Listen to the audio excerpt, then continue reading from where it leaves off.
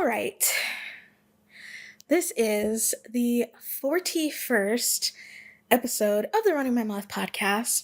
I am your unseasonably warm host, Aaron, and allow me to run my mouth for a little bit. So, first, let me address the elephant in the room. I am not wearing my purple headphones this episode because, as you can see, a rare appearance from my hair being out.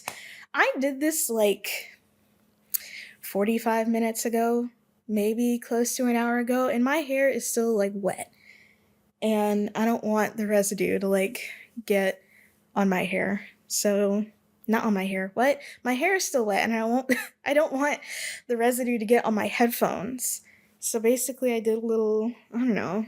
I guess you could call this a wash and go, but I didn't wash my hair. I just took it out of the braids that it was in. I wetted it a lot and I put a crap ton of mousse on it.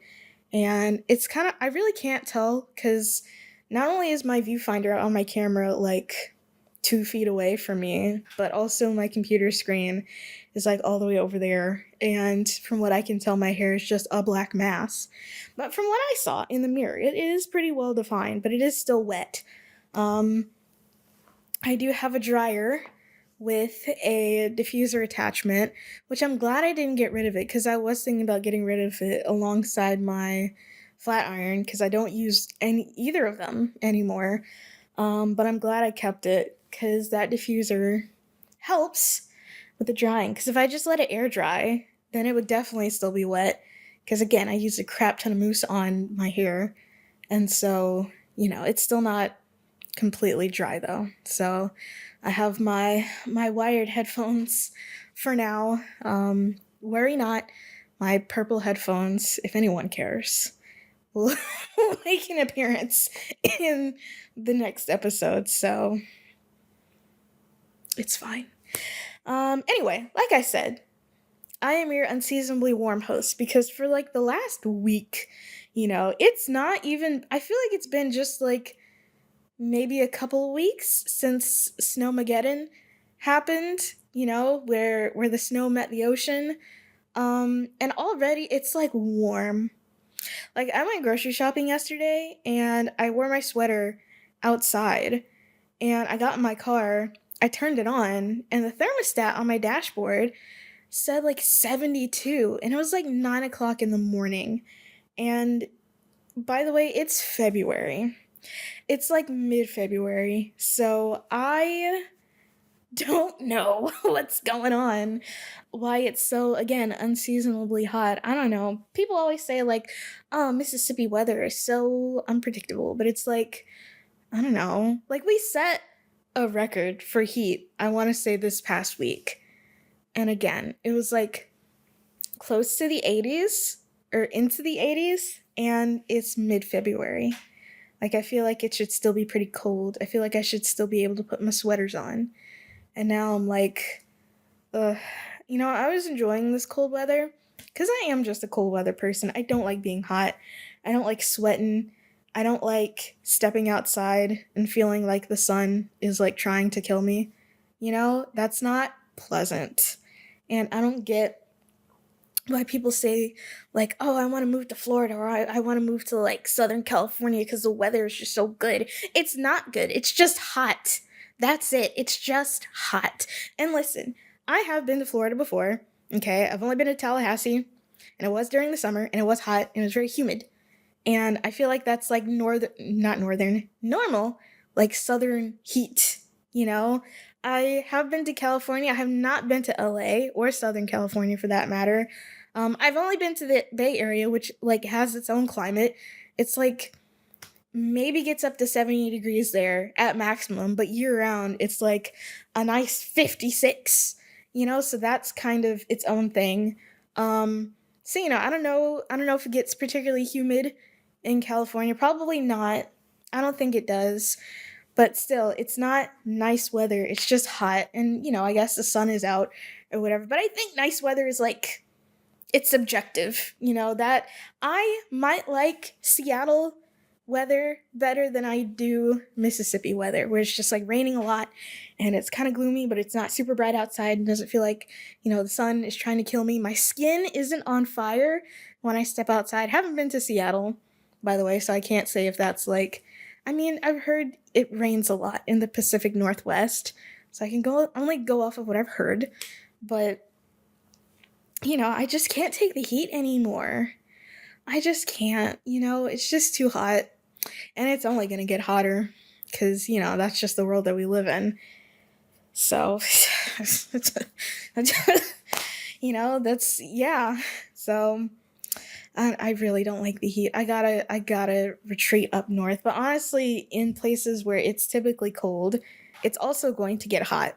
So, you really can't escape it. It's inescapable. You just can't, really do anything about it, I mean, you could. There's a lot, individually, there's not a lot you can do about it, but, the corporations could certainly do a few things. But aside from all of that, I'm not here to talk about the weather, although it has been strangely hot, and I haven't really checked the weather for the upcoming week, but I knew there was something I wanted to add to my list. I don't have any pins near me either. That's unfortunate. I have I do have a pen, so I can add it. There we go, so I don't forget. What was I gonna say? Yeah, podcast time. I have a list. Let's get to the list. So, I haven't been to a show in quite some time because when there were some shows going on, I was sick and recovering from being sick. I'm no longer sick. My cough is like mostly gone and my voice I feel like is mostly back to normal. So I feel like I can say I'm out of the woods now, as it were. So there was a show this past Friday featuring the bands. Hold on. I remember the bands. So it was False Gods, which is from New York, but also okay, here's what I've surmised. Some of the members are from New York. Some of them are also from Vicksburg. So it's like a bi-coastal type of band, I guess, because the Gulf Coast, well, okay, Vicksburg isn't on the coast, but the state of Mississippi is on the coast. So therefore, I'm calling it bi-coastal because the vocalist for False Gods is also the vocalist for Plague Burner, which is a Vicksburg band. So there was False Gods. Let me see. A band called... Hold on. I am going to have to look this up because I low-key forgot. Wait. No. Yes. Rabid Venom. No, not Rabid Venom. Hold on. That's not it. Hold on. I'm going to look. I'm looking. And my phone... Okay, I'm just going to unplug this. My phone was plugged up. Every time I do the podcast, my phone is like about to die. Also, I think it was Rabid Venom, now that I think about it. It was Rabid Venom. And I'm not 100% sure where they're from, but I think they're from, like, I don't know. I can't even make a guess, because it's not in their, like, bio or anything. I can check, though. No, it just says they're from Mississippi. I want to say they're from, like, the Tupelo area, but that could be very wrong. That could be extremely wrong. I don't know. I genuinely don't, but... Or maybe they're from, like, the Columbia area, because there's, like, a really small scene in Columbia, but I don't think they're from there either. I genuinely don't know, and I didn't ask at the show, so we shall never know. Unless one of them watches and corrects me, but they're from somewhere in the state. That's all I can say. Rabid Venom. And then Measureless Aeons, who I haven't seen in a while, actually, but they've been cooking some stuff, and I'll talk about that a little bit later. And Chief City from Vicksburg. And let me tell you, metal is back. Like, I haven't... Okay, wait. Let me think about that. Okay, I think the last, like, metal... Well, okay, no, it wasn't that one either. Gosh, okay, the last metal show that I went to probably would have been in Atlanta. And I'm not talking about Animals as Leaders. I'm talking about when I saw Cora for the second time. Or Chora. It's Cora. I keep forgetting. For the second time. And that was like an all-metal bill, I want to say. But, metal is back. Metal is back. And it was a great show. Like, it was pretty well attended. I saw a lot of people I haven't seen in a good little bit. Got to see the Vicksburg folks again. And Rabid Venom went up first. They actually filled in. I feel like my language skills are just like deteriorating tonight. I don't know why, but it's only like 6 o'clock. It's 6:45. It's closer to 7. But Rabid Venom filled in for Ember, a band that I believe is touring with False Gods. And they weren't able to make it to the show for whatever reason, so Rabid Venom filled in, and they're like I don't know. I'm really bad at estimating genres. So unless it's like told to me or like spelled out somewhere, I'm not really gonna know how to describe it. Like, let's just put that out there. But they were good. They had a rough start. They had some equipment issues, but it picked up towards the end. It definitely picked up towards the end, and I thought they were a pretty good band. A three-piece. They had a guitarist, a bassist, and a drummer who I feel like I have seen somewhere before. I cannot place this person. I know. I think, okay, this is what is the Columbia connection to me, because I think the drummer in Rabid Venom is also the drummer for Exorcism. Maybe. It's something like that. I feel like I've seen them before. I've not seen Exorcism before. I will see them soon. But I feel like that's where the connection is. Maybe they're not from Columbia, but like that general area in like the, wherever, it's like south, what's this? East? Southeast of Jackson, but like closer to like the border, if that makes sense. I'm making no sense this evening. Anyways, Rabid Venom started first. They started out a little rough, but it picked up towards the end of their set. And then after them was Chief City. And I've seen Chief City a couple of times now, maybe. And let me tell you something. I really like Doom. I don't know, man. I like Doom. I like Doom metal a lot. And Chief City is a Doom metal band from Vicksburg. And goodness, I don't know. It's just, I just like the way it sounds. That's all I can say. I just like the way Doom metal sounds. You know, it's not super fast paced. It can be at times, but it's also just like, it has a lot of groove to it as well. And it's just like a lot of really like kind of dark tones, if that makes sense. And it's just fun. I don't know what it is about it that makes Doom like fun. Because I feel like a layperson would hear the term Doom metal and they would think, oh, apocalyptic. And like, yes, it did sound like that, but like, I don't know, it like works. It just works. I don't know why. I like Chief City. So if you're ever, well, actually, I don't know. They don't really perform all that much, but when they do, it is a treat. I will say that much. I feel like the last time that I saw them, and I don't know if this is true, but I feel like it is, but the last time that I saw them was at Death Row's EP release, like last summer, I think. So yeah, like I said, they don't perform super often. When they do, it is definitely a treat. Oh God. I'm just looking down at my watch. I really should have taken this off when I was doing my hair, but there's like so much like schmutz on my watch band from the freaking... Oh, okay. I'm just gonna leave that off. Anyway, Chief City. And then after them was Measureless Aeons, who again I haven't seen in a while, but they told me they were working on some new material, and they showcased some of that new material. They have a new song, and Ansley told me the title of it. He said it like twice, and I'm not gonna lie, I forgot. I forgot what the title of it is. But he told me there's like, you know, some like goth elements and like some faster elements and like a hardcore section. And there's like a really weird like switch up in the middle of the song, which I thought was interesting. I'm gonna have to go back and watch the video, but it's a really interesting track. I also like that I can sort of hear, because, you know, if you don't know, I am the OG Measureless Aeons stan, but I feel like I can actually like hear them improving, weirdly enough, because if you didn't know this, I've been to almost every show that Measureless Aeons has had in Jackson. I didn't go to their very first one. I think there was one that I missed because I was out of town. There might have been another one that I missed because I was out of town.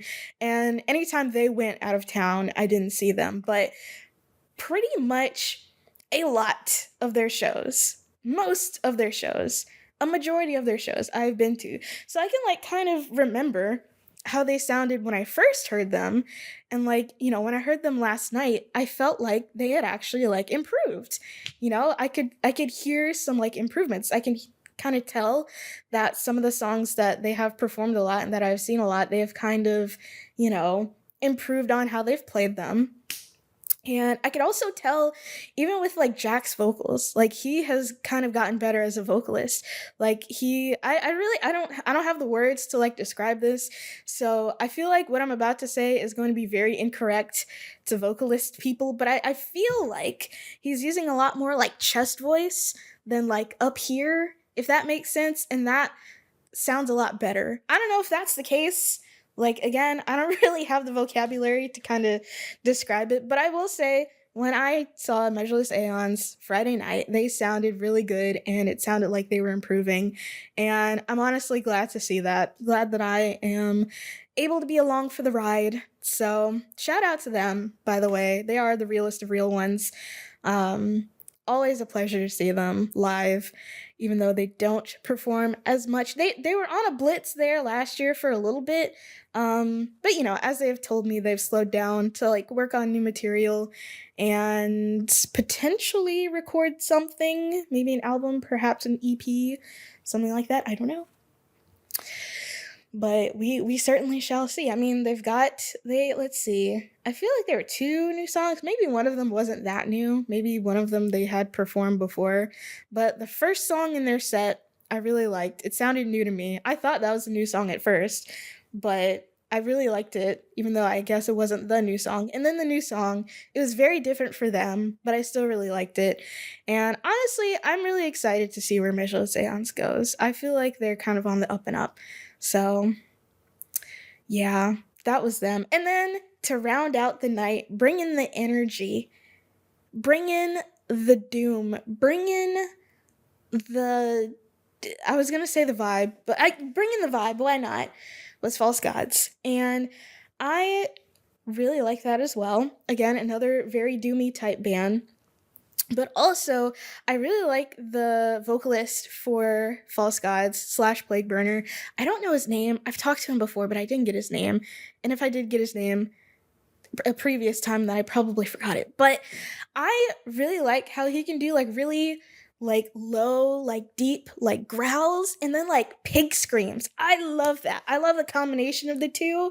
And it's like, I'm pretty sure I said this when I talked about seeing Plague Burner last May. Oh goodness, it's almost been a year. Last May. And so that's just like really nice. And they had like they had like 4 or 5 CDs for sale. And I thought about buying one, but I was like, I'm trying not to acquire things in my home as I prepare to move. So, I was trying not to like buy stuff and then not have anywhere to put it and then having to worry about taking it with me and stuff like that. But I actually want to see if they have anything on streaming. I would assume so if they had like 4 CDs. Let me see. False Gods. Is this them? Oh, what is this? Okay, stop trying to sell me things, Spotify. You're not gonna do it. You're not? Okay, yes, this is them. And they do have these recordings on here.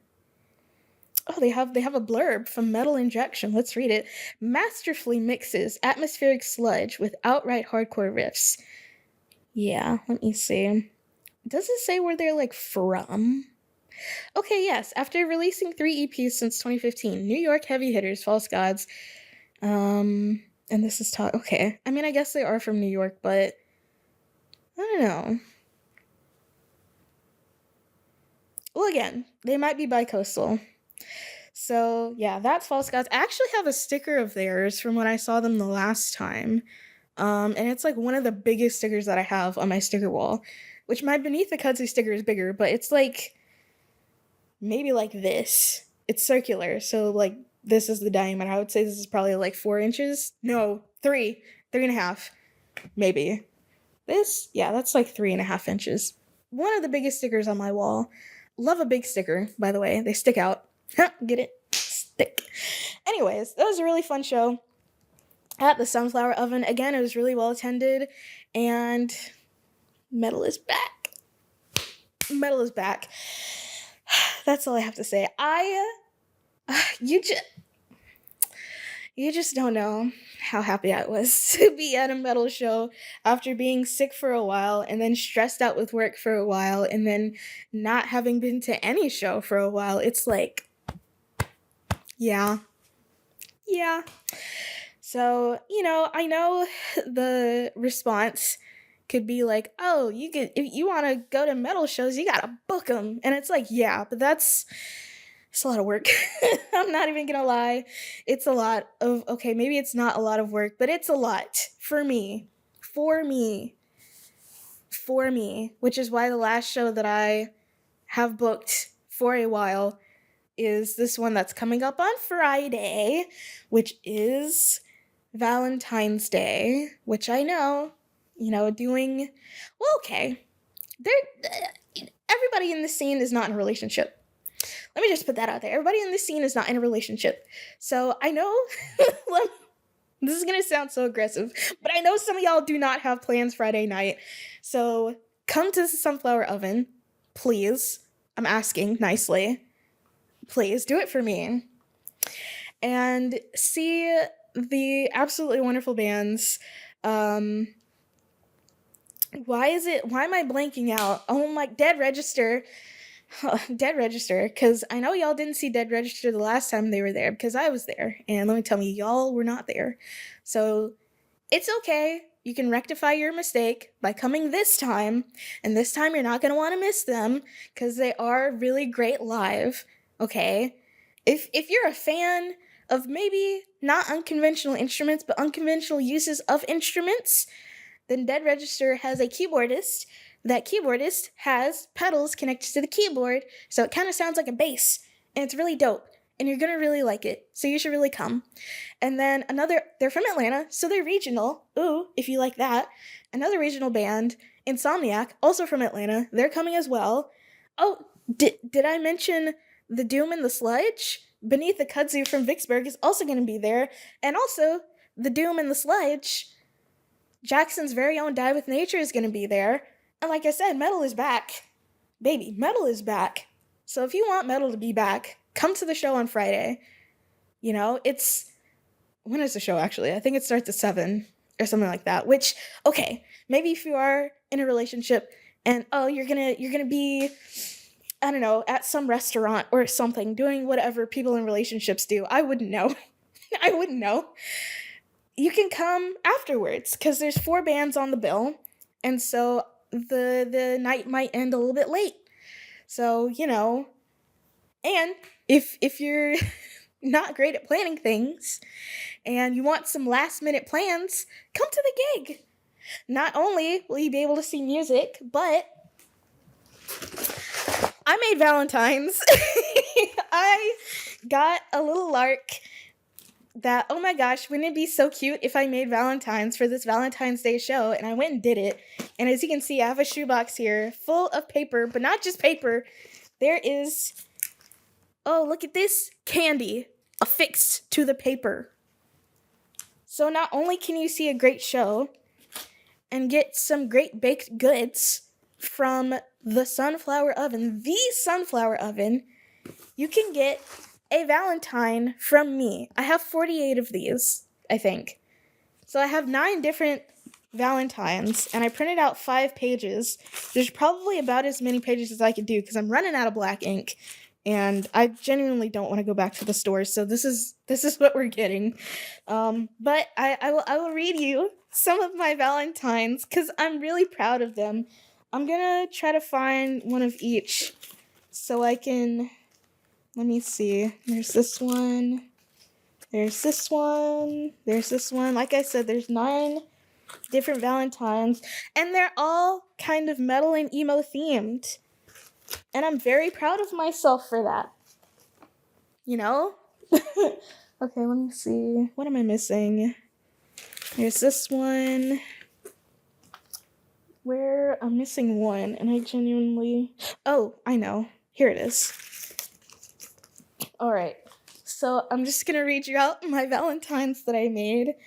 So in my variety pack that I got, I spent $15 $15 on 2 pounds of candy, okay? So you better show up.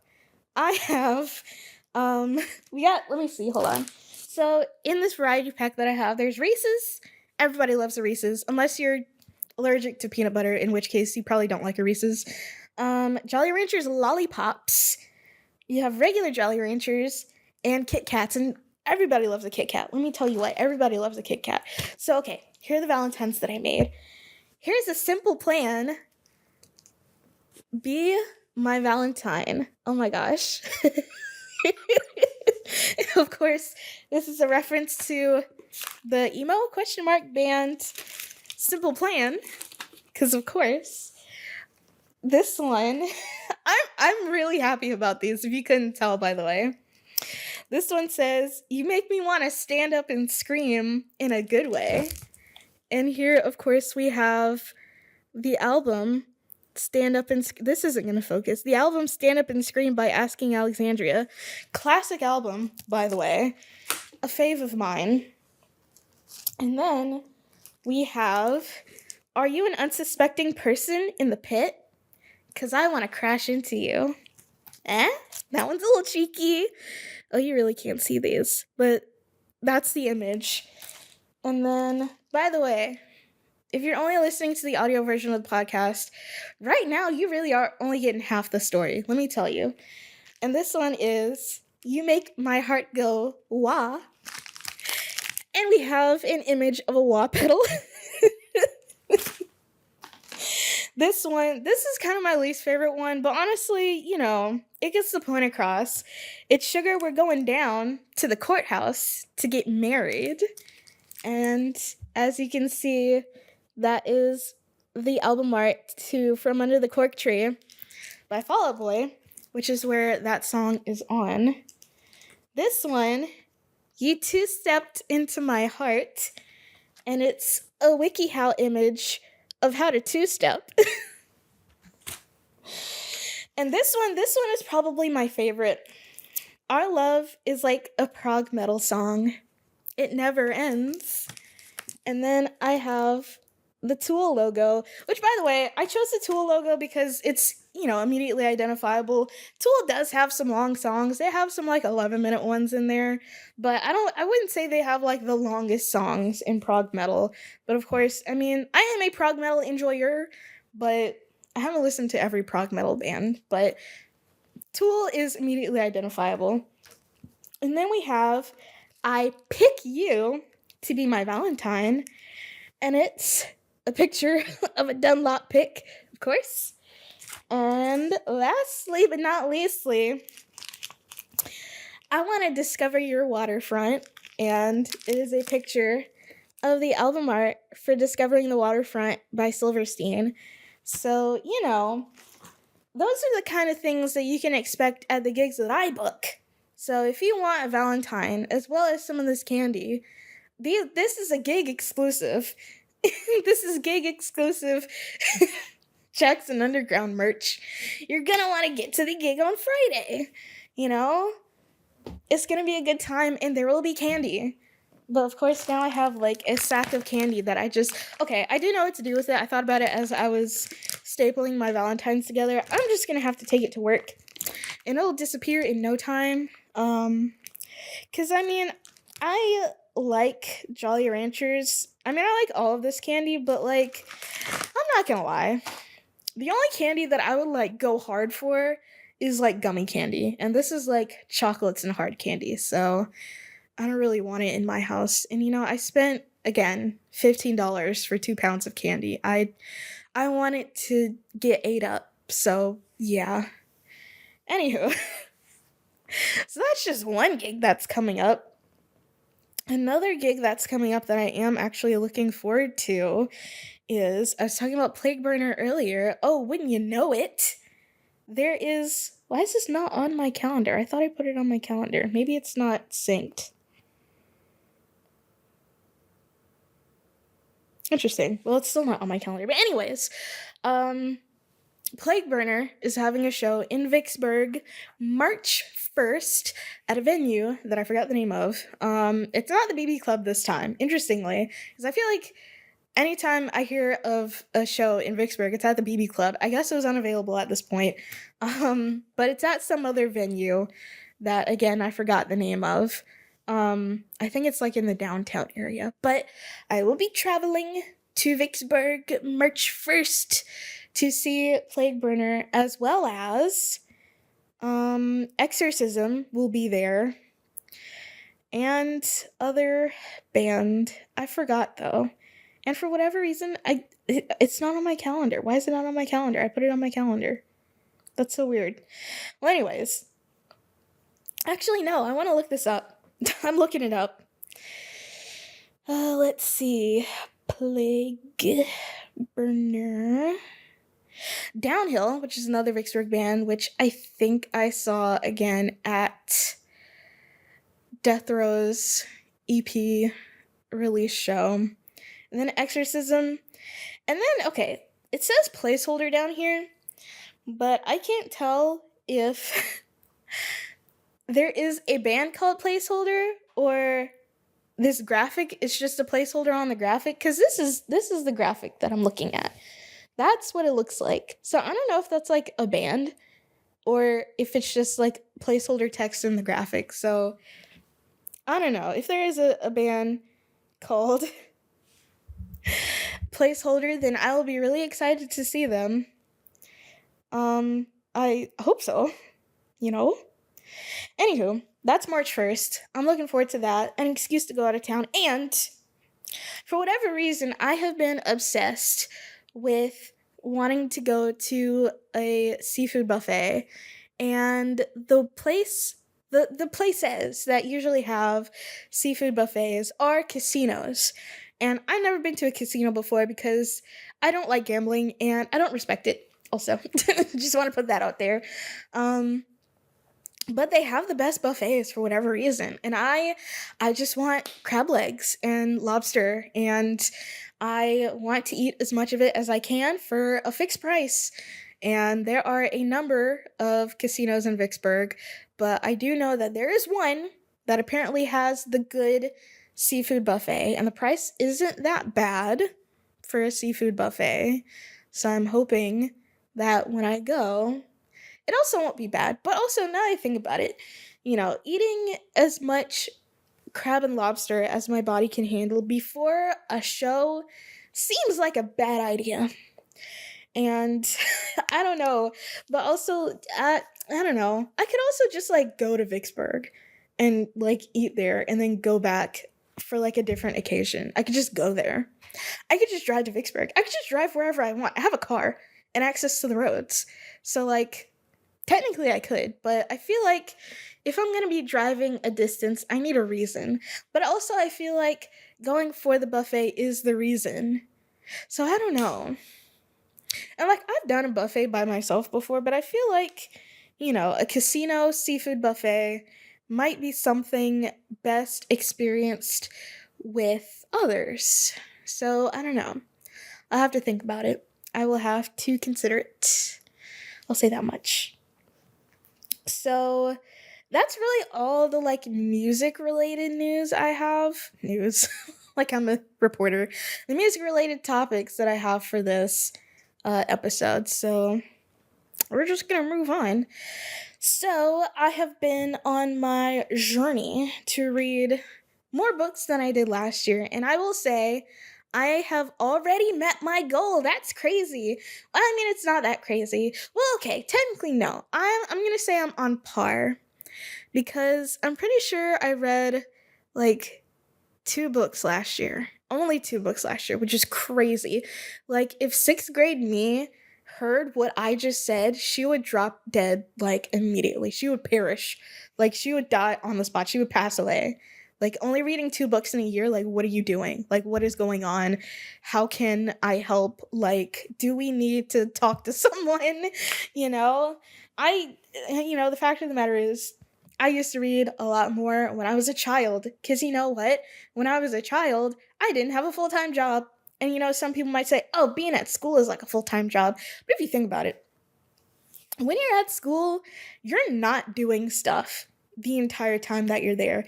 You have a lot of downtime in school, which is crazy to think about because you're just there like all day. You get there at like 7 in the morning, and when you're in high school, anyways, you leave. And they do it differently here because like the high schoolers here get out at like 2 o'clock in the afternoon, which is so crazy to me because like I would have loved that. I remember when I was in high school, there was like 1 week where we had to stay at school until 4:30. We normally got out at 3:15, and we had to stay at school until 4:30 because we missed some days because of the weather. But let me tell you, after 3 o'clock, everybody was phoning it in anyways, students and teachers. So it's not like it really made a difference. But anywho, yeah. Anyways, you have a lot of downtime at school, and what I would do during that downtime at school is I would read because I didn't have anything else to do. But now that I'm working, full time at work, at my job, I am pretty much doing stuff the entire day. I don't really have I mean, I have a lunch break, but during my lunch break, I'm focused on eating. So, and I mean, technically I get an hour for a lunch break, but I hardly ever use that entire hour. Um, I did at my last job, though. I will say this. When I was working at my last job, I was using that full hour. I was getting my hour that was owed to me because I did not get paid for overtime at my last job, which I don't think getting paid overtime would have made it any better, but let me tell you, I was using up those breaks. Yeah, I was. But now that I do get paid for overtime, it's like, I'm not really stressing the breaks that much, I guess. But all that to say, when I was at my last job, I was reading a little bit more. I'm looking at my bookshelf, and 1, 2, 3, 4 of those books on my bookshelf were books that I read pretty much exclusively during my lunch breaks at my last job. Maybe that first one too. Yeah, because that was like my strategy to read more, was just to read during my lunch break. But also, I was like eating lunch in my car, which I don't I don't like doing that. So not only was I just wasting gas, because it was like, who wants to sit in a hot, stuffy car eating?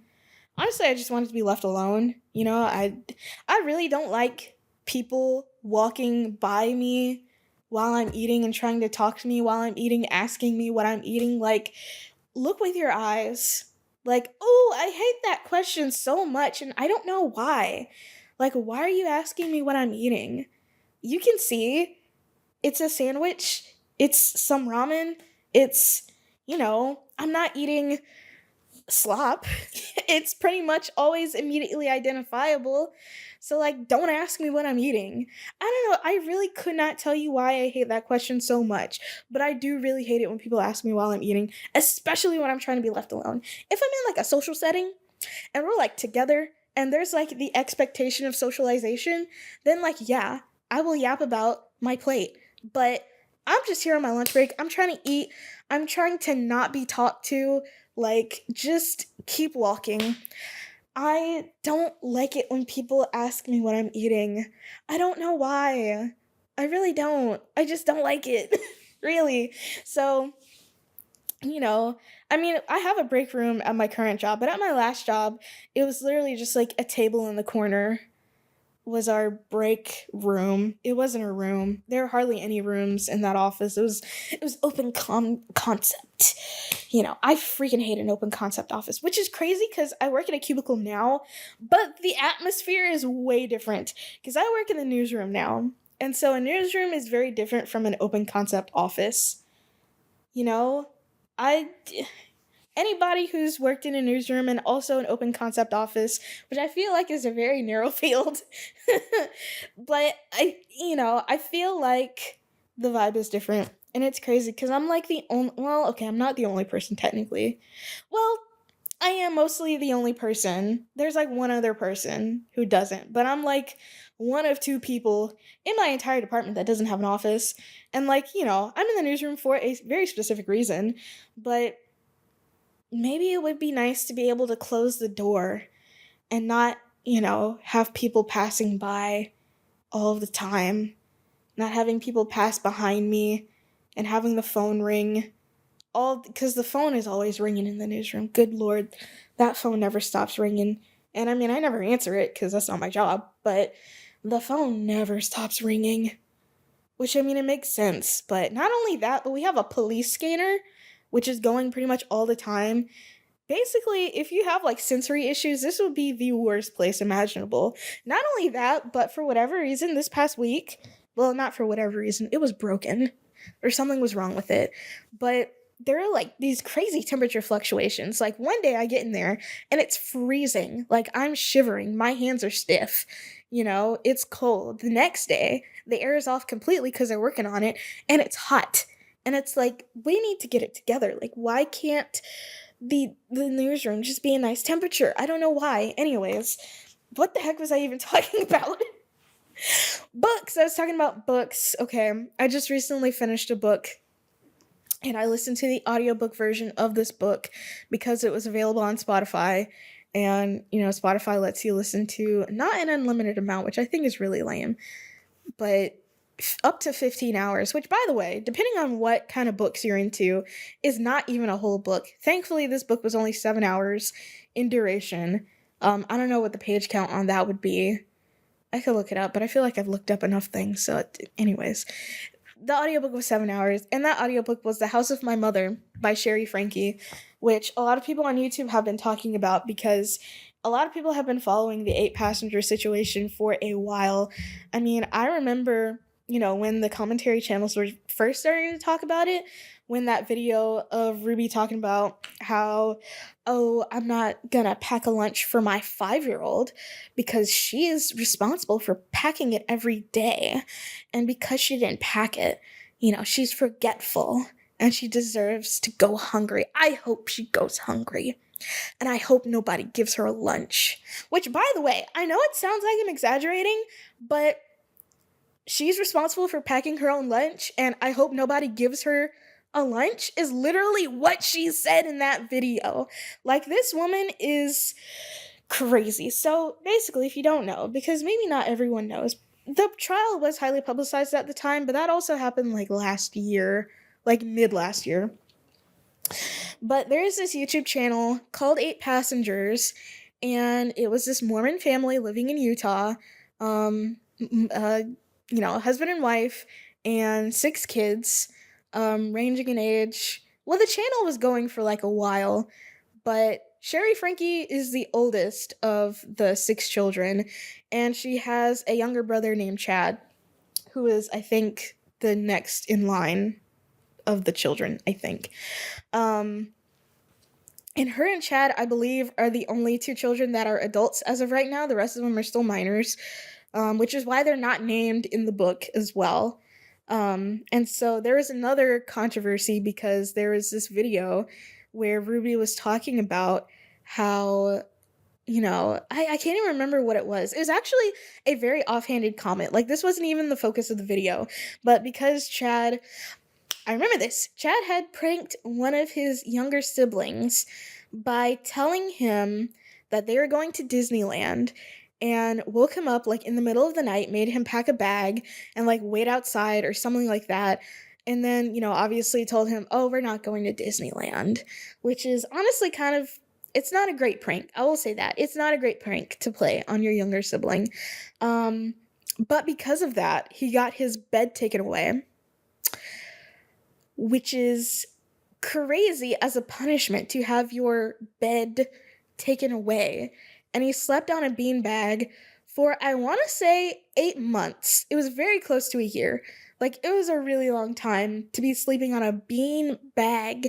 Now, I don't know how big this bean bag was, but it also kind of doesn't matter. It doesn't matter at all. The fact that he got his bed taken away from him and had to sleep on a thing that was not a bed for 8 months. I couldn't do 8 days of sleeping in something that's not my bed, but he did that for 8 months. And he said it like it was no big deal in the video as well. And those were the 2 snippets of video that really got that family under fire. And commentary channels were talking about it a lot. There's people, I feel like some people at that time saw the writing on the wall, but this is actually maybe as far as like media goes, I want to say this is like the second biggest thing to come out of like the whole family channel, family content bubble that is bursting right now. Because first, um, one of the siblings from John and Kate plus eight, I don't know which one it is, but I think it's one of the older ones, or maybe the oldest one, from the show John and Kate plus eight that was on TLC like when I was a kid, did an interview with Vice talking about how, kind of crazy it was that even though,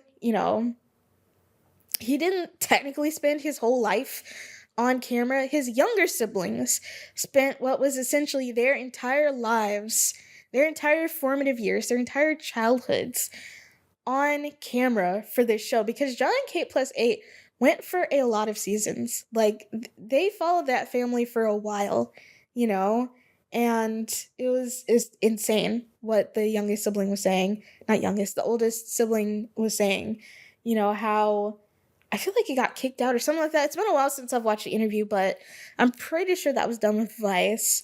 And I think there's like an article to go with it, but it was a video interview where they talked to him, one of the others. I feel like they were twins. So the twins, and then John, who sat down to do the interview. And it's like, John is not very innocent in all of this. I feel like he was portrayed in a kind of sympathetic light during that interview, but he's still got things to answer for as well. I mean, he seemed regretful of the whole thing, but like, it's a little late for that. I don't know. It's a little late for that. I mean, the two oldest, I feel like, maybe they chose to forgive him, but I don't know if that was enough. Anyways, back to the house of my mother. It goes through Shari's life from, her childhood up to, when, or I guess the conclusion of the trial, for her mom and Jodie Hildebrandt, which was that. Okay, so listen, I always, we always knew that Jodie Hildebrandt and Ruby Franke were like insane, but the extent to which they were is crazy. I feel like I'm getting a little bit ahead of myself.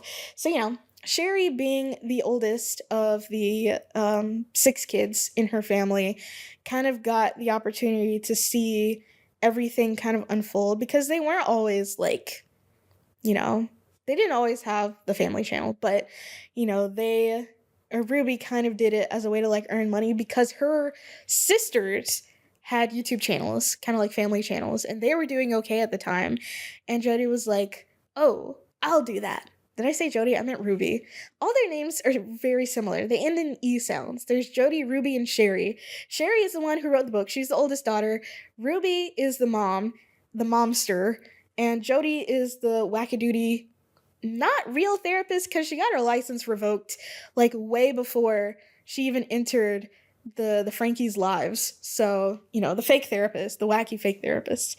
So just to kind of keep that all together. So, you kind of see how, they start up. Well, even before they start the channel, you can kind of tell that Ruby kind of resents like all of her children. But especially Shari, being that it is told from Shari's perspective, of course she's going to have more feelings about it, but it really seemed like she was resentful of all of her children for just existing, which is crazy because she made them. So, like, make that make sense. But, I really got the impression that Ruby was just one of those, I'm not even going to say just Mormon, just like Christian women who, women are given this messaging, oh, your purpose is to get married and have as many children as possible because God said so.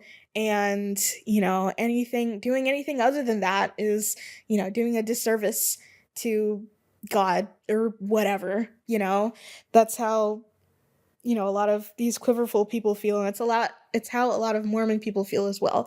Because I feel like Mormons especially take the go forth and multiply thing really seriously. They, for whatever reason, Mormons have a lot of kids. I don't know.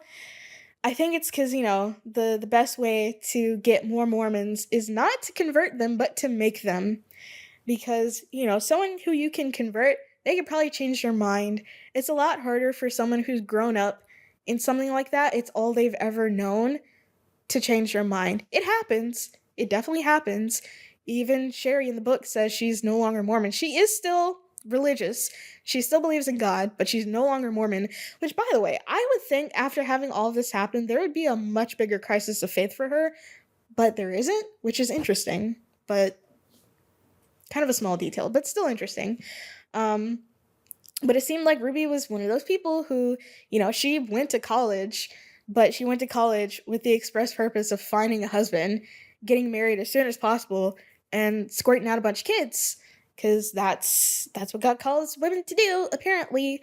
And, it kind of didn't end up being good for anyone in that family. I'll say that much. And you can tell that even from a young age, Shari can tell that her mom doesn't like her and resents her and just straight up does not like her. I don't know how else I could put it, but she straight up does not like her. Even as a very young child. And really it feels like Ruby did a lot of the stuff on her channel, some of the stuff that she would document, a lot of really embarrassing moments, with the express purpose of embarrassing her children on the internet.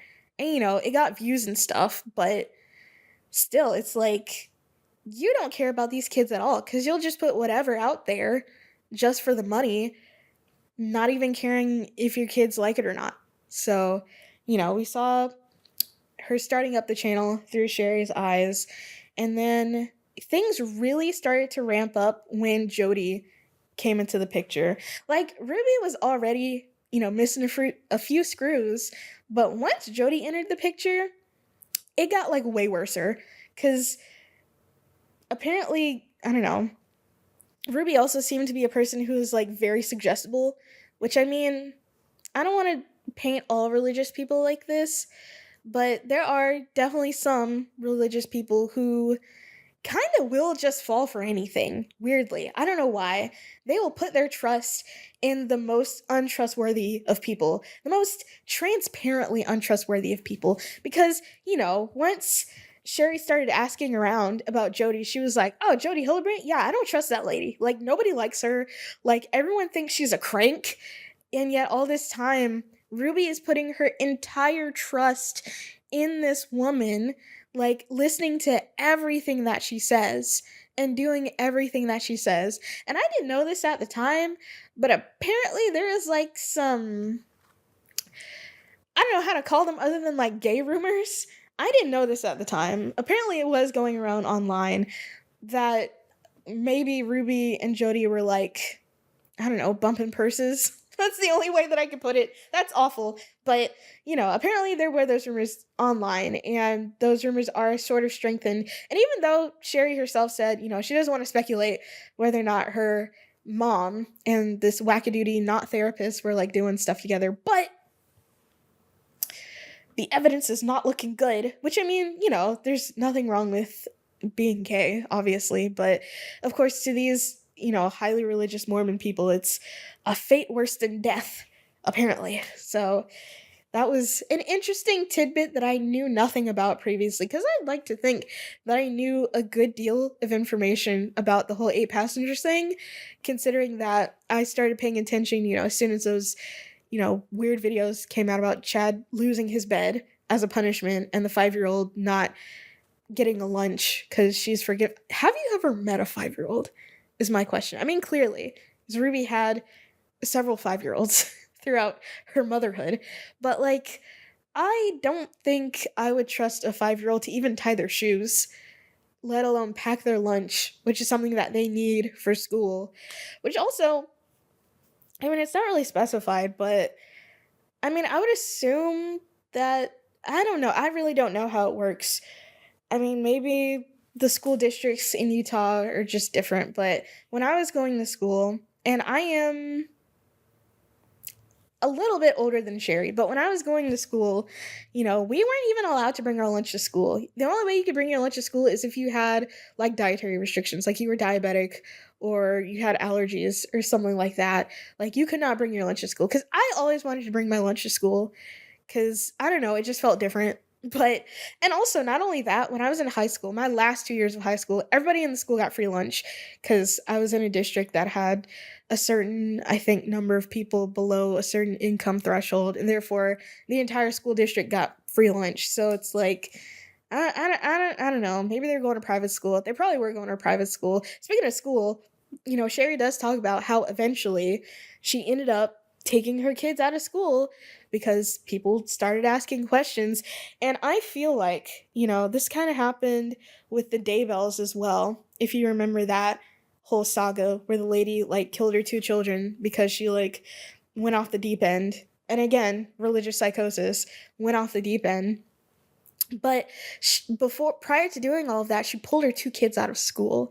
And I feel like, I'm not gonna lie, I'm gonna say it. I feel like the restrictions for homeschooling your kids is far too lax in this country. Like, I just don't think a lot of people homeschool their kids with the best intentions. I get it. A lot of people, a lot of parents see schools as being inherently unsafe because of the number of school shootings that are going on, and that is a very valid feeling to have. But I feel like there should be way more checks and balances than there are currently when it comes to homeschooling, because to me it seems like, all of a sudden pulling your kids out of school when there is some indication that they're being abused at home, that should be a red flag. That should be cause for a CPS visit, I think.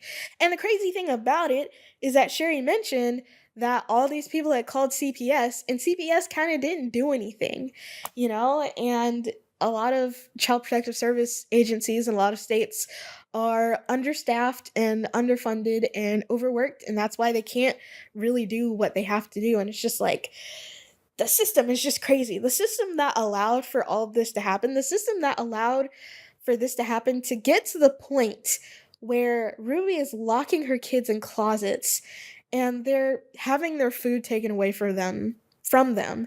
And, people are seeing the red flags and yet nothing is happening, is truly, truly, truly insane to me.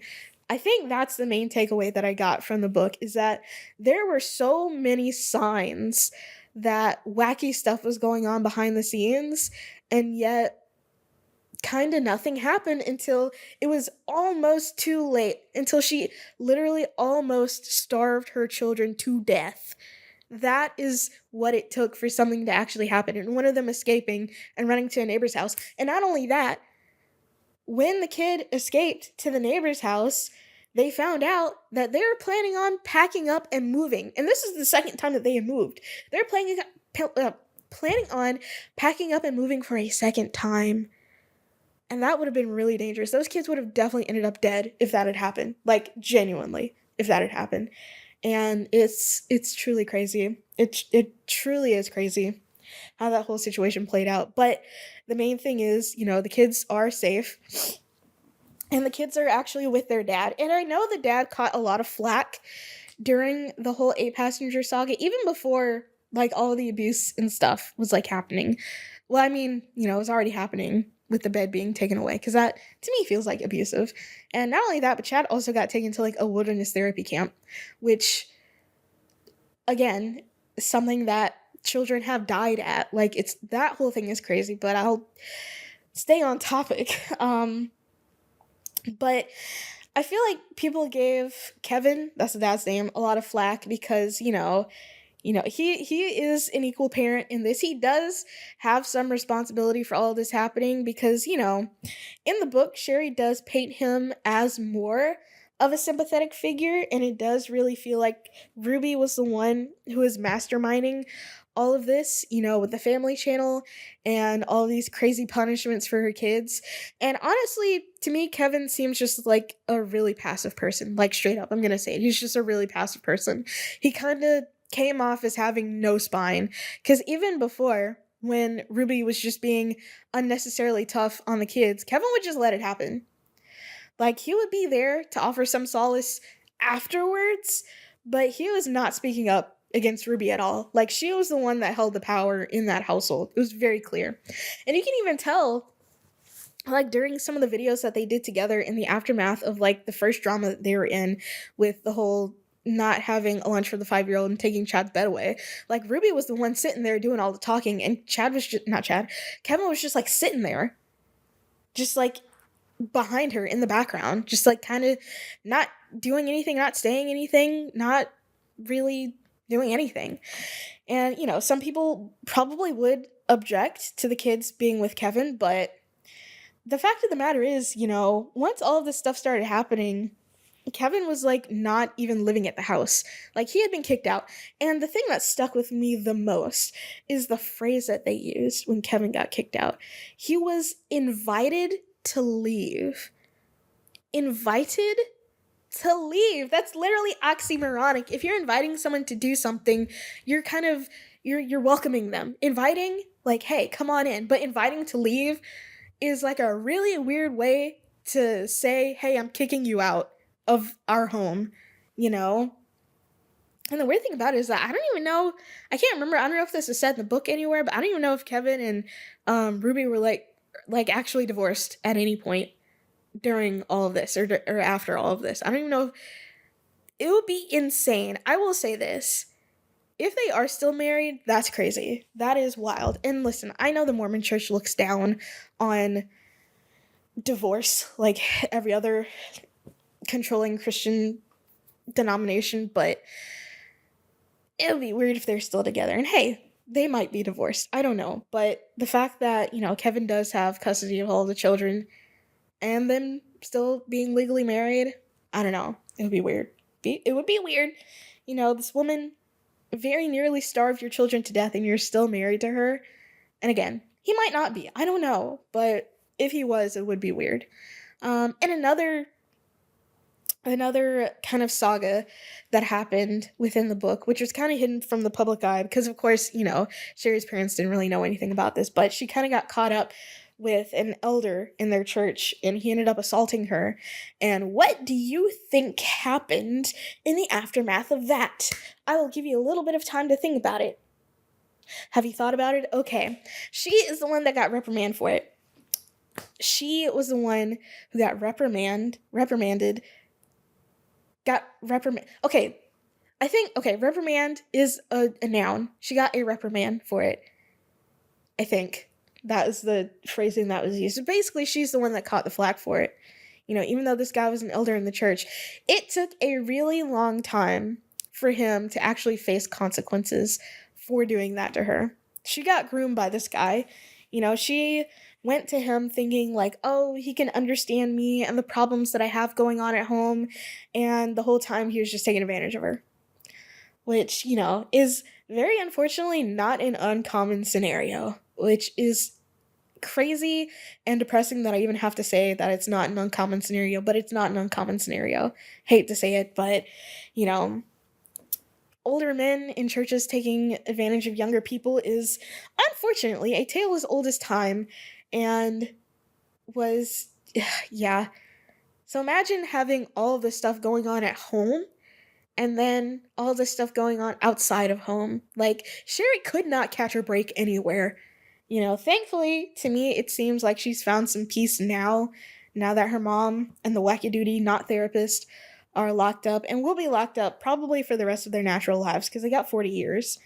And I would hazard to guess that both of them are close to their 50s, if not in their 50s.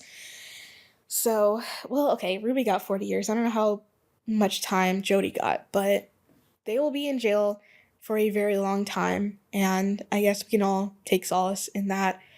So that was The House of My Mother by Shari Franke.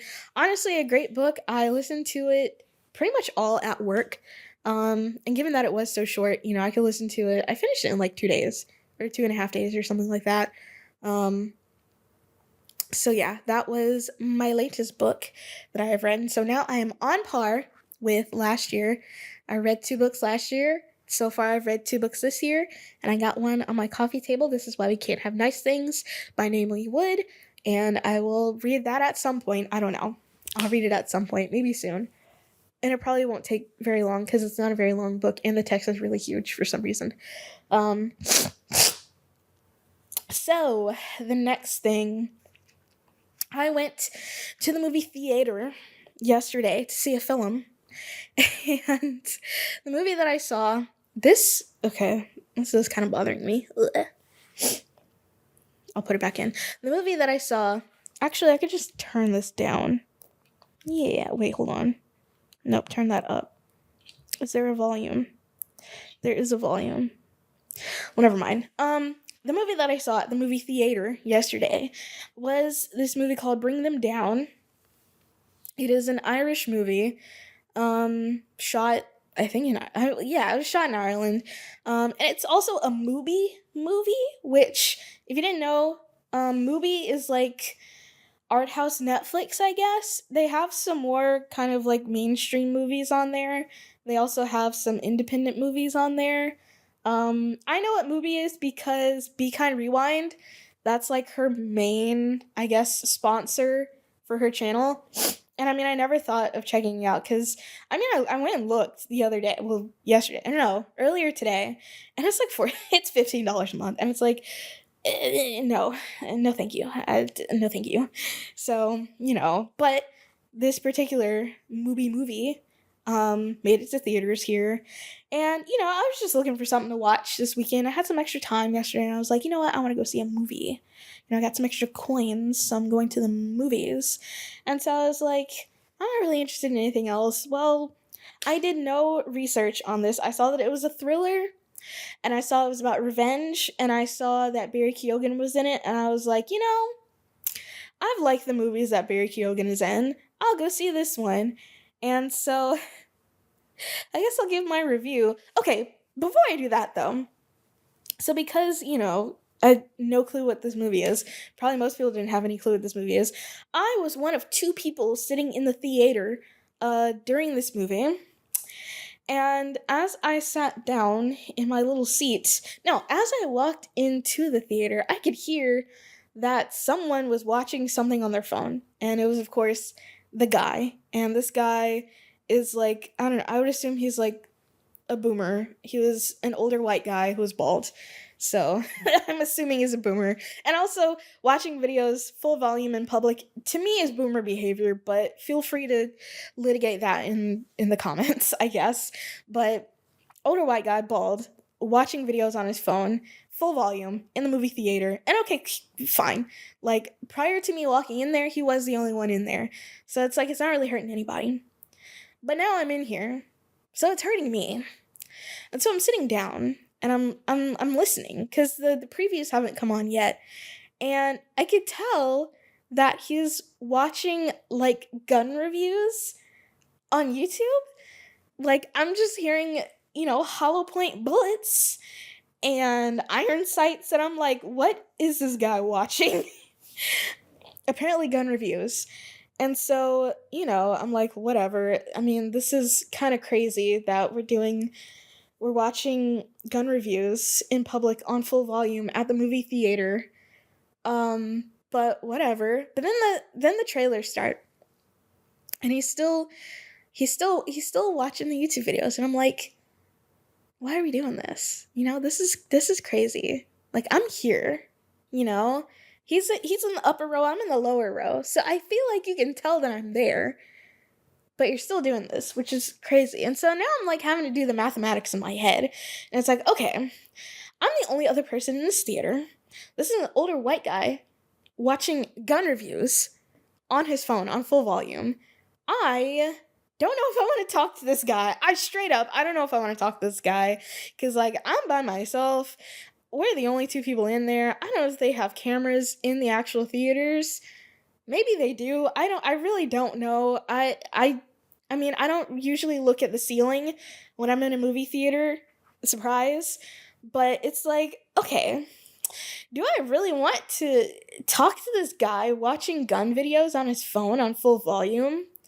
And it's like, no, already you're behaving in a way unbecoming of someone your age in public. So it's like, already you're like, but I just couldn't do it. It did not feel like a safe option for me, let's just say. And I was in Madison, so it's like, we're not doing this. We're not doing this. Like, I don't have my mace. Like, I'm just gonna sit here, and if he's still doing it when the movie is like on, then okay, maybe then I'll have a problem. And so, it's the opening scene of the movie, and I can hear him watching some sitcom. He went from gun videos to a sitcom because I've heard like, oh, finally the video's over, because I could hear like the outro music of whatever YouTube channel he was watching. I was like, oh, okay, cool, he'll stop because video's over. But no, he switches to like some sitcom, and it's like, buddy, you're at the theater. Why can't you watch the thing that's on the screen? Like, huh? Like, is somebody making you be here? Like, what's going on? Are you trying to escape the wife? Like, I don't, the old ball and chain, like, I don't know what's going on.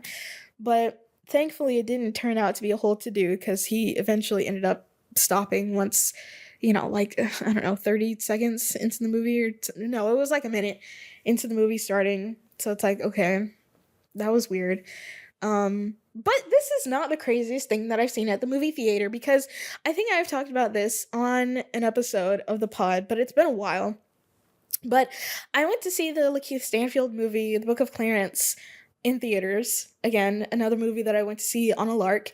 And there was a lot more people in the theater this time around, but I was sitting next to this guy who was with his girlfriend, and as soon as the movie is done, like the credits roll, this guy gets up out of his chair and, like, full force throws the popcorn in the chair, and it like goes everywhere.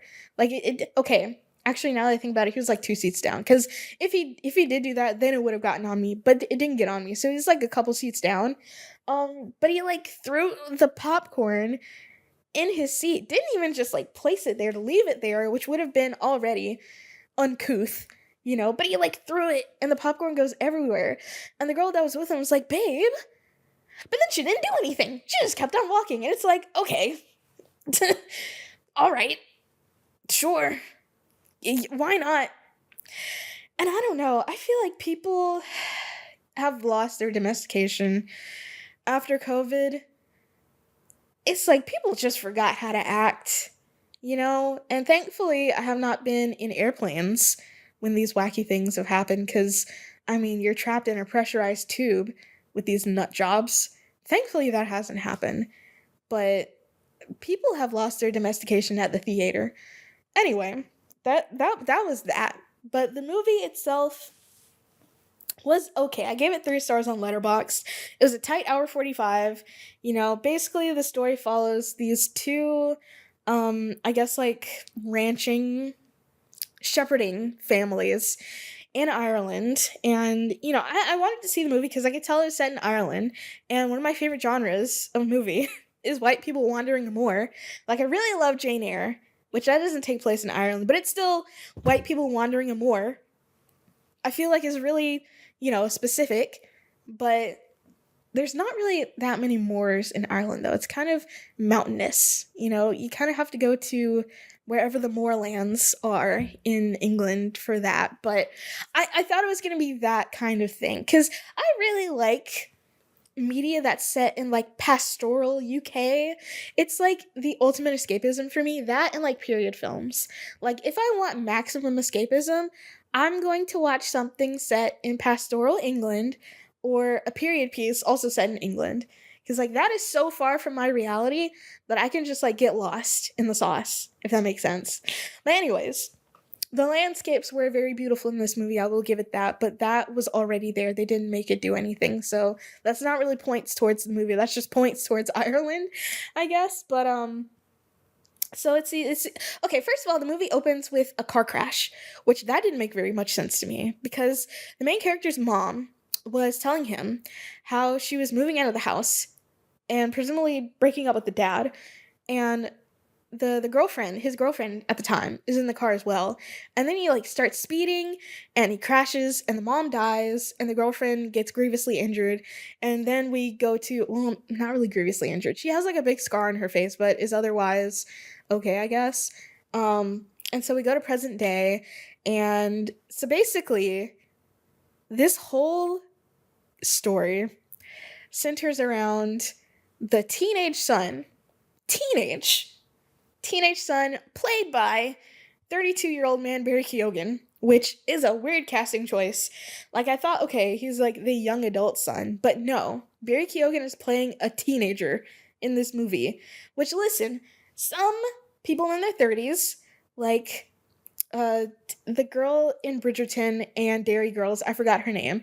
She could play a teenager because she really is just baby faced, even though she is in her 30s. But Barry Keoghan cannot do that. So I don't know what the idea for that was, but interesting choice. Someone in their 20s? Sure. Someone in their teens? No. I don't know. It was an odd choice.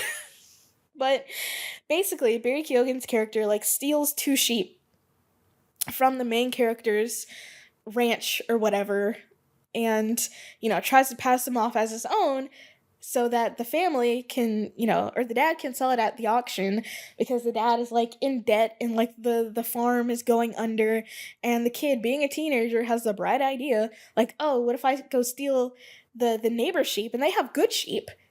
I don't really know what the difference between their sheep was. They don't really explain it. I'm not Irish enough to understand, I guess. But he goes steals the neighbor's sheep and tries to pass it off as his own. And so this sends the main character into a freaking rampage. Like, it's insane.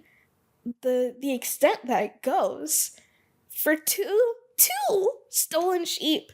Now, they did lie about it because the teenager lied to the dad, said, oh, the neighbor's sheep, they're dead.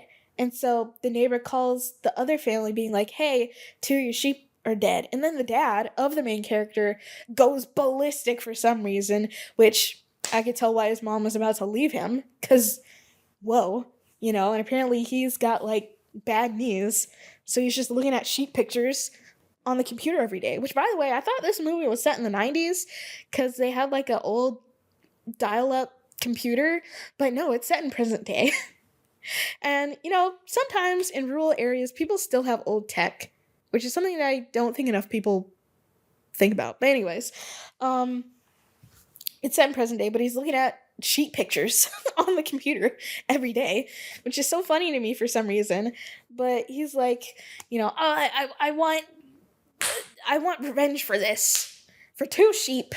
Like, it's not like both of the families were at risk for their farms going under. It was just Barry Keoghan's family that was about to go under. As far as I know, that the main character, his name is Mikey, by the way, the main character, his farm is doing just fine. So it's like, would it really be that bad to lose two sheep? Honestly, if they needed it that bad. Because, like, if they needed it that bad, then let them have it. Like, it's not worth doing all that for two sheep. Two rams. They're rams. But still, you had a whole flock. However, it's just like one tremendous misunderstanding, because the only reason that the kid stole the two sheep was so his parents wouldn't friggin' divorce and the farm wouldn't go under, because he's hearing his parents argue and stuff like that about money. So, in his mind, oh, they only needed a couple $1,000s. Well, these two sheep will go for a couple $1,000s, which I don't know how much sheep sell for. Because, again, I guess I'm just not Irish enough to understand this movie. But, doing all of that. But not only that, so he eventually tells the dad that the sheep aren't dead, he stole them. But for whatever reason, he can't approach the other family about that. And I don't know why, And then there's this whole thing about a bridge being broken and they have to go through a fence that the other family owns to like get to their sheep, but they won't let them, and they're just being unbelievably petty to one another, and it's crazy. Again, maybe I'm just not Irish enough to understand it, but it's wild. It's so wild.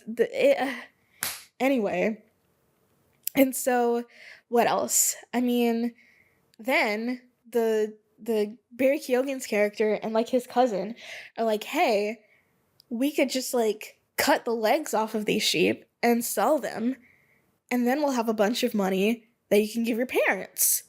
And so it's like, uh, okay. And so they go to the main character guy's flock and like cuts the legs off of a bunch of sheep, like so many. Doesn't kill the sheep, just cuts the legs off. And so they stole a construction worker's van to do that. And so the main character catches them out there, cutting the legs off the sheep, and runs after them, sees the construction worker's van, and thinks, oh, it's the construction workers that did this. And so what does he do? I'll tell you, he goes to the construction site with a gun and kills the construction worker and cuts his head off because the dad said, oh, bring me their heads. And he took that literally. Like, why? Why all this for 2 sheep? Okay, well, it started over 2 sheep. It ended over a whole flock of legless sheep. But, like, so much. And the crazy thing about it is that in order to prevent the farm from going under, the wife of, or I guess the mom of Barry Keoghan, which is the girlfriend of the main character who got in the car accident. Now she has this big scar on her face. She got a job. And, you know, it probably would have been enough to not let the farm go under. Although she was probably going to end up divorcing the guy, which probably would have ended up being for the best anyways. You know, Barry Keoghan would have not have to be a ranch hand, and he could just live with his mom happily ever after in Cork. But no, we had to do all of this. And eventually they find the head, and so, you know, Barry, the main character finds out. This movie is so ridiculous now that I'm explaining it out, but the main character finds out that Barry Keoghan was the one who cut all the legs off the sheep. And so he ends up chasing him through the mountain, and Barry Keoghan ends up, you know, stabbing the main character in self-defense, which is reasonable because even though, you know, he did cut the legs off of all of those sheep, the other guy, like, cut a guy's head off. And that's crazy. Like, I feel like, I'm gonna say it, I feel like it's crazier to kill a guy and decapitate him and carry the head in a bag. That's insane. So yes, if I were in Barry Keoghan's shoes, I would stab him. Like, yeah. But then the main character ends up stabbing Barry Keoghan, and he's like, oh no, what did I do? And so he has to, you know, he's all beat up, and he has to carry this kid, who, by the way, is a grown man, his 32-year-old Barry Keoghan, down the mountain, and his mom ends up finding them, and it's like, that's where the movie ends. And also, I forgot, but after the whole incident at the auction, Barry Keoghan's dad ends up chasing the main character in his truck, like ramming him down this narrow road, gets in a car accident, and miraculously doesn't die from it. Like, they flip this truck over almost into a ravine, okay, end up killing one of their sheep, because, you know, they were dragging a trailer of all of their sheep that they were planning on selling at the auction, end up killing one of them. And so now it's like, okay, all this for 2 sheep. You could have just said it was a misunderstanding because the dad had nothing to do with it. It was Barry Keoghan's idea to steal the sheep. The dad could have just been like, I'm sorry, it was a misunderstanding. Here's your sheep back. But for whatever reason, the dad wouldn't give it back, probably because he knew he needed the money and the guy had good sheep. But it's like, all of this for 2 sheep. Why? Oh my god, it's a lot. And you know, this and the Banshees of Inisherin, which is crazier, because the guy ends up cutting his fingers off because Colin Farrell is annoying to him. He cuts his fingers off because Colin Farrell is annoying to him and he can't play his instrument anymore. All of this because Colin Farrell is annoying to him. What is going on in Ireland? I need to know. I really need to know. Y'all are willing to go this far. Like, for what?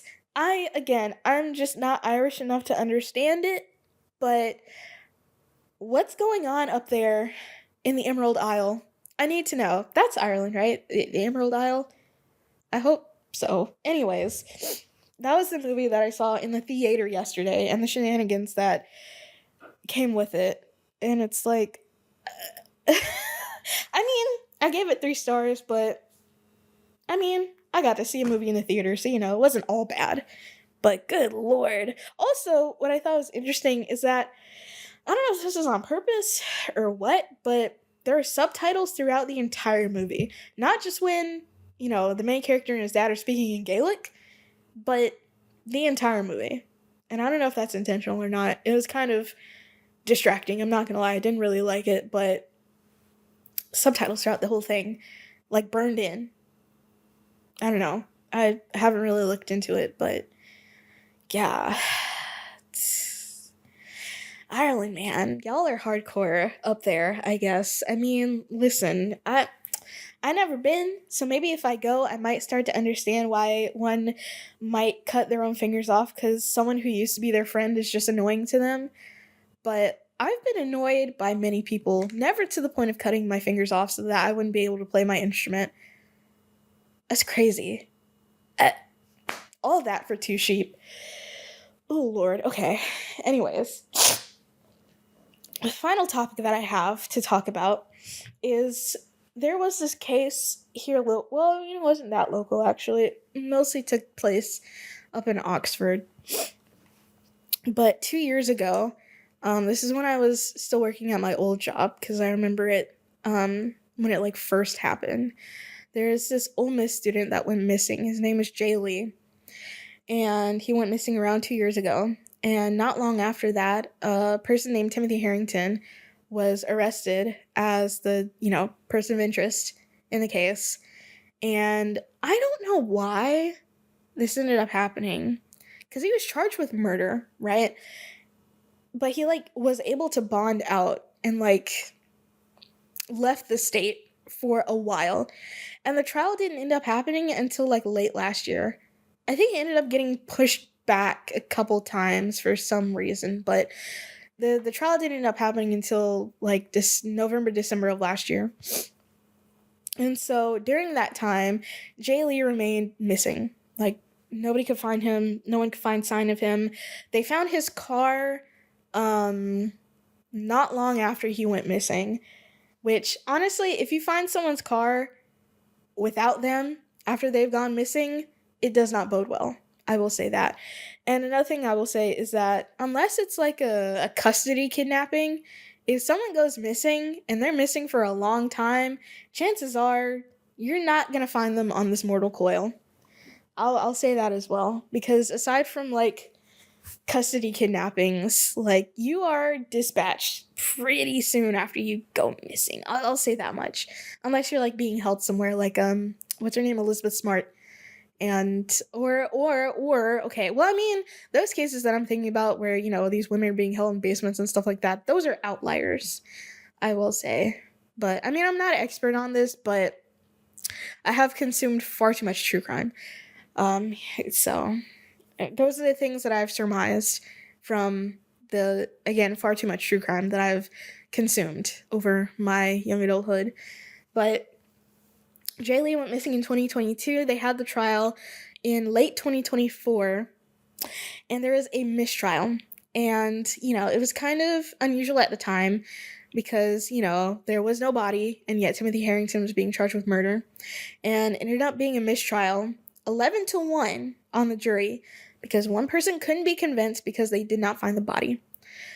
That concluded in December. Fast forward, not even 2 months, not even 2 full months, but earlier this month, I want to say February 1st or 2nd, in Carroll County, there was a body that was found by some hunters. And eventually, people had speculated pretty much immediately that was Jay Lee, and eventually they did, through DNA analysis, identify that it was Jay Lee. And, I am glad that finally the book can sort of, well, not really, because, I mean, no one really knows what happened in the lead up of Jay Lee going missing and his body being found 2 years later, because the person who is potentially responsible for it is not talking about it. I mean, he had every opportunity to say where Jaylee's body was and, for Jaylee's family and friends to get closure after all this time, but he chose not to. And I get it. People are people are innocent until proven guilty, but Timothy Harrington's actions are that of a guilty person. He was almost convicted, but one person could not be convinced because there is no body. Now that there is a body, I have a feeling that that one person can be convinced. And I don't really know what the status of, another trial is, because after a mistrial, you're supposed to have another trial. You're not just free to go. You're free for now until they try you again. And now that Jaylee's body has been found, and I would assume, they're autopsying it, I would hope. I don't think Timothy Harrington is going to be walking free for very long. And where is the guy even? I know he left the state last time. I feel like if you're bonded out for a crime like murder, you probably shouldn't be able to leave the state, because you're still a suspect, right? And realistically, you're going to need to stay put. It's not because they're both Ole Miss students, but they're both from Mississippi. Jaylee is from Jackson. Timothy Harrington is from somewhere in Carroll County, which is where Jaylee's body was found. So it's not like you had any reason to leave the state anyway. So it's like, again, his actions are not the actions of an innocent person. And, the consensus was that he is pretty guilty. He was seen on camera driving Jaylee's car and driving a box truck with like a wheelbarrow and like shovels and stuff to Carroll County. So it ain't looking good for him. That's what I'm going to say. And I hope that, everyone's entitled to a speedy trial. That is one of your constitutional rights. And I hope his trial is speedy, and I hope it is definitive, because this really needs to be put to bed for once and for all, in my opinion. I didn't know Jaylee, obviously. My freaking battery's dying. Battery changed. But, yeah, as I was saying, something I was telling my mom while I was talking to her about this, because this is something that I've been thinking about for a while. I'm not gonna lie. Ever since I saw like the missing poster for Jaylee, I was like, oh, this is, I don't know, something, it like stuck with me for some reason. But what ended up coming out during the initial trial of Timothy Harrington, who is accused of killing Jaylee, is that the two of them were in a sexual relationship, and Jaylee was out and proud as a queer person, but Timothy Harrington was not. And something that I told my mom is that, which I don't know, I talked to my mom about pretty much everything, so I was talking to her about this too, but something I was telling her is that being in that situation is actively dangerous. And you see this a lot with trans women, especially Black trans women, and I will say Jaylee was femme presenting in a lot of his pictures, but as far as I know, he used he, him pronouns and was not trans. But I will say this does happen to a lot of Black trans women, is that they are with men who don't consider themselves to be gay or queer in any way, and they would rather have these women be their dirty little secret than just live a normal life with them. Even if they are just like friends with benefits, be normal friends with benefits instead of like just hiding them away. And when faced with these dirty little secrets coming out, a lot of these men would rather kill these trans women than just accept it. And it's crazy. It's crazy that this happens. It happens with gay men as well, but it happens a lot with Black trans women and, trans women of other races as well. But particularly I see this with Black trans women, is that, a lot of this one really only applies to trans women particularly, but you get the trans panic defense where it's like, oh, I thought you were a woman, but you're not. I'm gonna kill you now. And it's like, it's crazy that the first thought, the first option for that is not just, removing yourself from the situation, it's murder. And it's like, I guess that goes into the male psyche, of toxic masculinity, especially in the Black community, and toxic homophobia and internalized homophobia, where you would rather kill someone than accept the fact that you find trans women beautiful, or the fact that you find men beautiful and want to be with them. And it's like, one of these options is so much simpler, but one thing that you have to take into consideration, and I don't know if this was talked about in the trial or not. I don't even know if there would be a context to talk about it in the trial, but I'll talk about it here, is that within the Black community, there is a whole lot of internalized homophobia. I can even say it in my own family. My dad did not want my brother hanging out with people who he considered sissies. That's what he called them. And my dad, I'm not gonna lie, my dad is straight up homophobic, which is weird to me because he's a huge Elton John fan, but is also homophobic, just like straight up. And that's just like a thing in the Black community, especially with gay men. Gay women, I mean, they still face it real bad, but for whatever reason, gay men get it the worst, And a lot of this has to do with, the fact that a lot of the Black community has very deeply held Christian values, which I'm not going to lie. I'm going to say it. I don't care. Christianity is a colonizer religion. That is not indigenous to us, okay?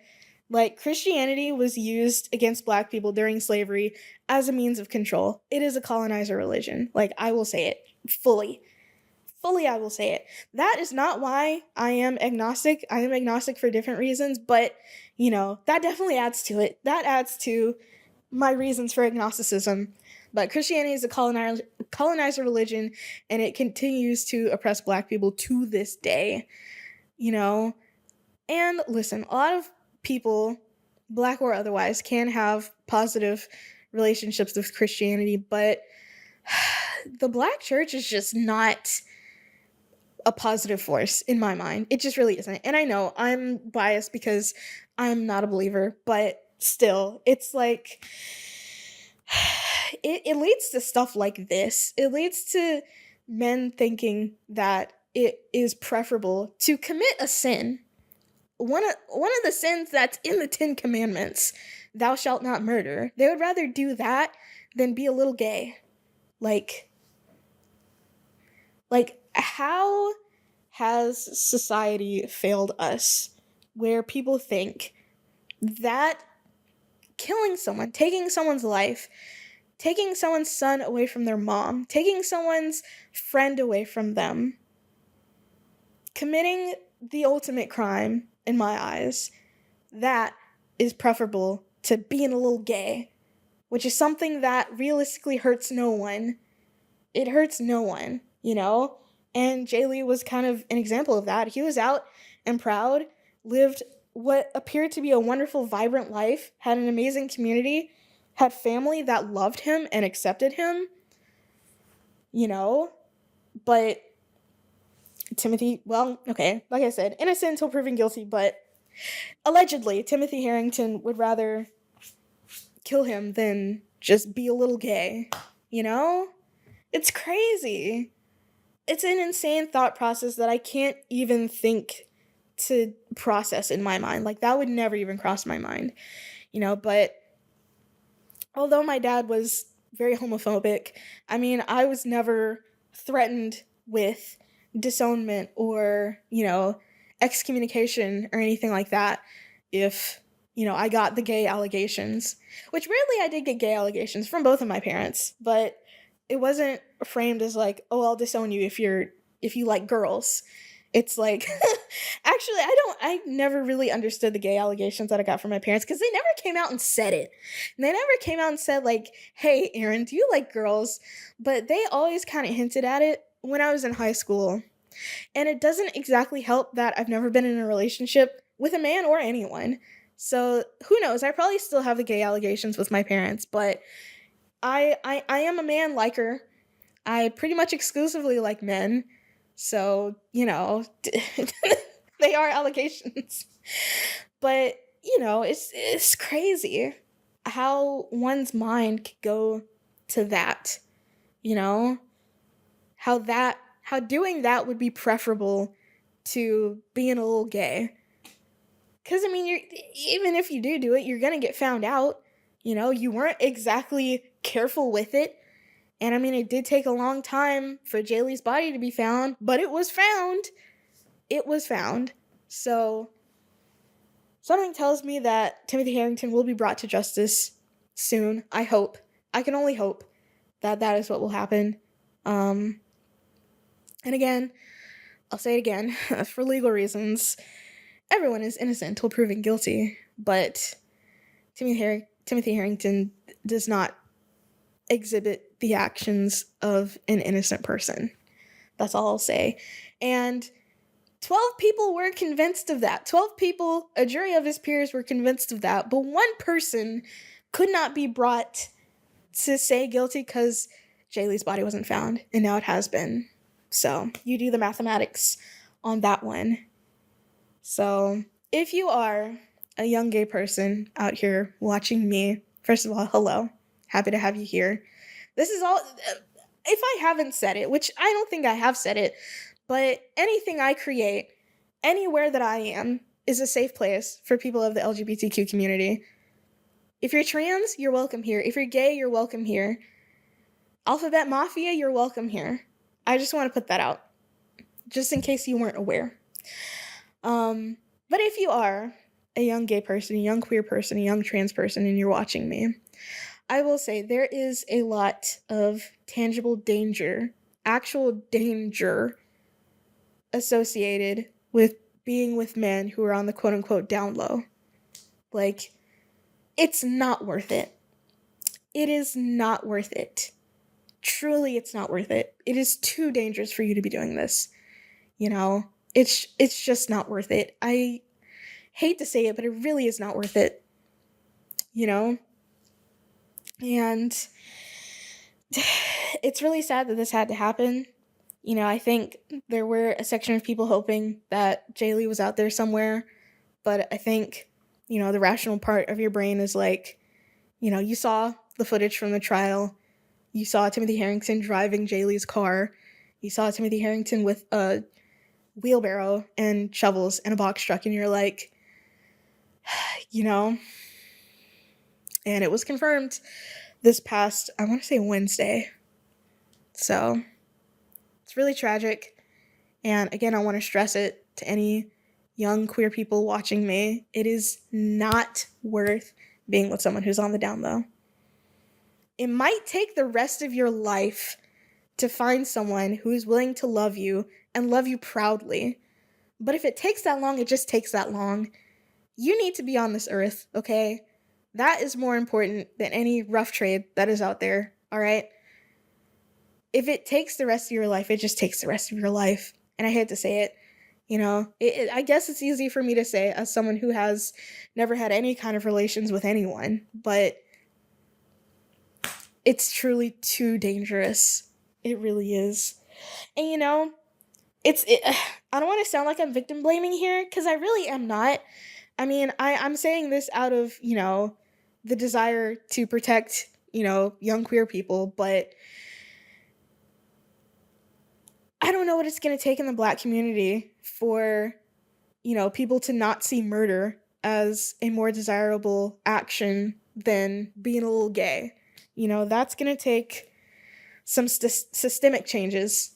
And I don't know, some Negroes, we just can't be unified. I just don't know. So I really don't know what it's going to take. I really think that the Black community as a whole really needs to divest from evangelical Christianity, especially. But, and I'll say it again, Christianity is a colonized religion.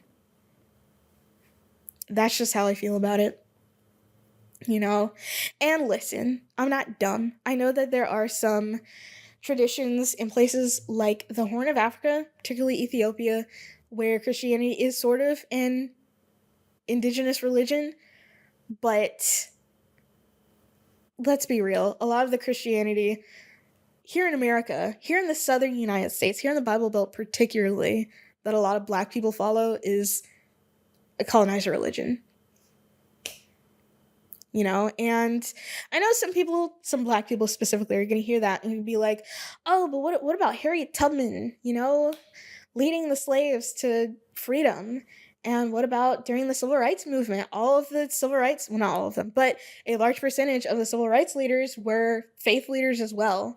And like, I'm glad that they could find strength and solace in Christianity, and that led them to want better for their people. But I still think Christianity is a colonizer religion for black people in the United States. And, also Harriet Tubman did suffer a traumatic brain injury at a very young age. So TBIs can do some crazy things to your brain. Whether or not you believe she was actually talking to God, that's up to you. But she had a traumatic brain injury when she was very young. I just want to point that out. And yeah, she freed so many slaves, like a whole lot. She was like an entire, general in the Union Army. She did a lot of great things, but there was some spiritual psychosis in there as well. I just want to put that out. I'm just going to say it. Perhaps Harriet Tubman was undergoing a little bit of spiritual psychosis. Did it work in her favor? Yes. But she is an outlier. I'll just put it that way. And I'm going to leave it there because I've been yammering for too long anyways. So, okay, usually at the end of my episodes, I say follow me on Twitter because you're not following me on Twitter, you're only getting half the story. But I haven't been using Twitter a whole lot. So follow me on Instagram. Because if you're not following me on Instagram, you're only getting half the story, I guess. I don't know. A lot of people come here from Instagram anyways. So chances are, if you're watching this, you are following me on Instagram. But if you aren't, you're only getting half the story. This has been the 41st episode of the Running My Mouth podcast. Thank you for allowing me to run my mouth. Has it been a year? Has it been 2 years? I don't know. I think it'll be 2 years in May? Something like that? Maybe. Huh. No. 1 year.